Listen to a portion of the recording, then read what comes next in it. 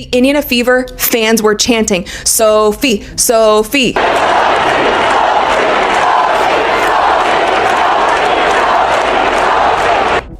During a game where Caitlin Clark was getting fouled repeatedly with zero response from the officials, the fans were all yelling the same thing: step in and do something. And Sophie Cunningham, she got the message loud and clear. Alignment. Sheldon going coast to coast, and here's we got another. In a moment that has now gone viral, Sophie Cunningham didn't just respond to J.C. Sheldon.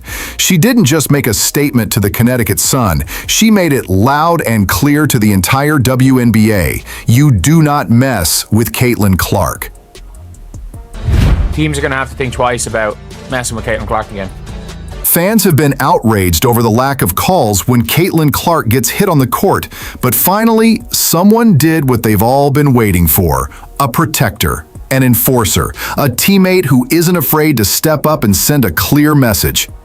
From the chaos of poor officiating, a new hero emerged. In that single moment, Sophie didn't just have Clark's back, she sparked something that could shift the entire momentum of the Fever's season. And sure, it might sound early, but Sophie just put the whole sports world on notice.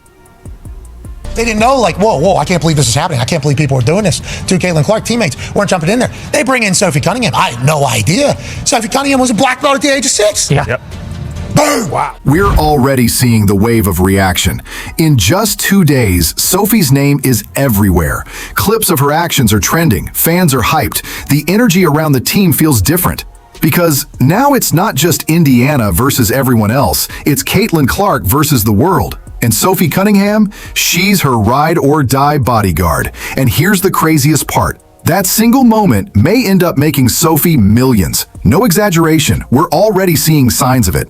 Let's unpack what's happening. But first, hit that like button. Comment with a boxing glove if you respect Sophie standing up for Caitlin. And subscribe to stay locked in on all things WNBA. When they allow that stuff to happen, and it's been happening all season long. All season long. It's not just this game, it's been happening all season long. This is what happens, right? This is what happens. You've got competitive women who are the best in the world at what they do, right? And when you allow them to play physical and you allow these things to happen, they're going to compete and they're going to have their teammates' backs.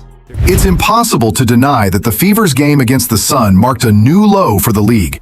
Criticism over the refereeing has been going on for years. Kelsey Plum literally teared up recently while pleading for change.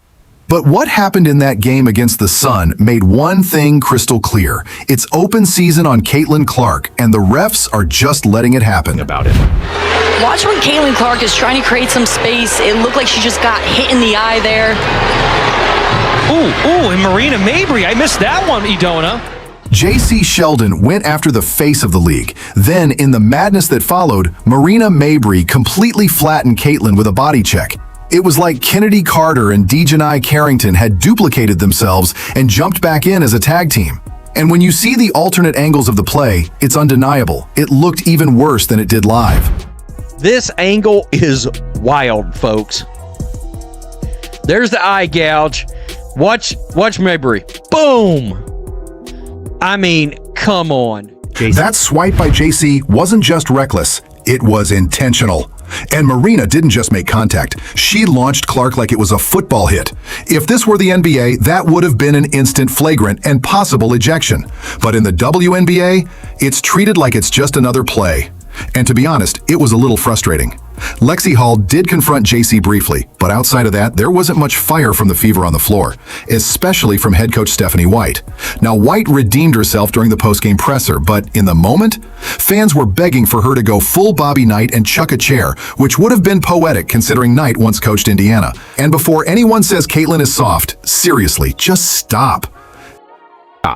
It made me think if this was LeBron in the NBA, think if this was Steph Curry in the NBA, do you really think that the NBA would be allowing certain players in the NBA to go after LeBron the way that Caitlin was chucked to the ground? Do you think if another player came up blindsided LeBron, chucked him to the ground after he had just been poked in the eye, that the NBA would be like, oh yeah, technicals, nobody's ejected. Just a common technical foul. That would never happen. It would never happen. You think this kind of thing would happen to LeBron or Steph without any response from the league? Not a chance. Even the commentators were stunned that Marina didn't get tossed for the hit. Here's the thing. Right now, Caitlin Clark is more vital to the WNBA than Steph or LeBron are to the NBA. That's not shade, that's just reality. And we all saw what happened when she missed a few games. Even as good as that rating was, Caitlin Clark's good for about 1 million extra viewers. The viewership didn't just dip, it completely collapsed. Indiana Fever games dropped by over 50%. League-wide attention tanked. You'd expect the league to be doing everything possible to protect her, giving her star treatment, protecting her like gold, ensuring fairness across the board.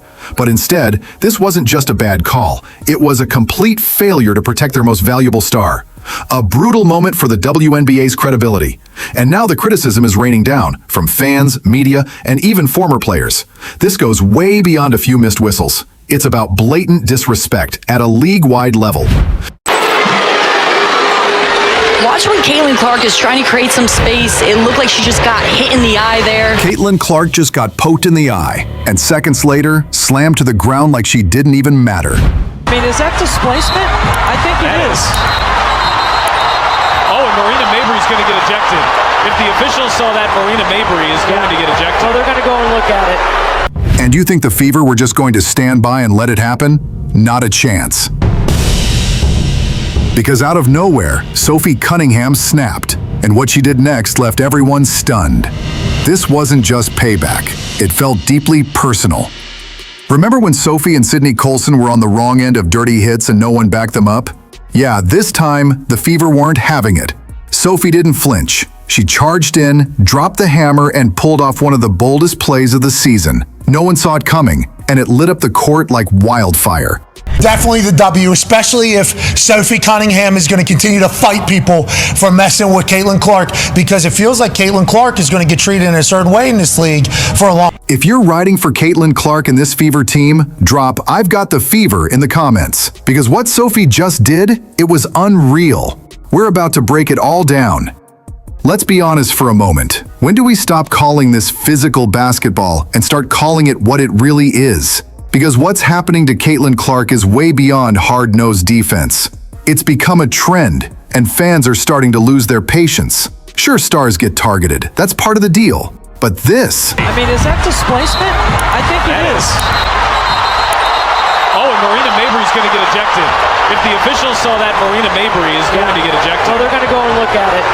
This is something else. She got jabbed in the eye, and then shoved flat to the floor. I mean, is that displacement? I think it is. Oh, and Marina Mabry's going to get ejected. If the officials saw that, Marina Mabry is going to get ejected. So they're going to go and look at it.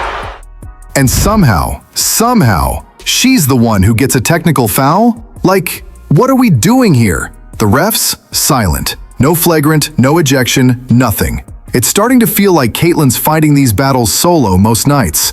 But here's the wild part.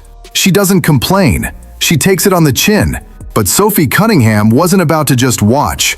She saw all of it. The poke, the push, the tech, the blatant disrespect. And basically said, nah, not happening.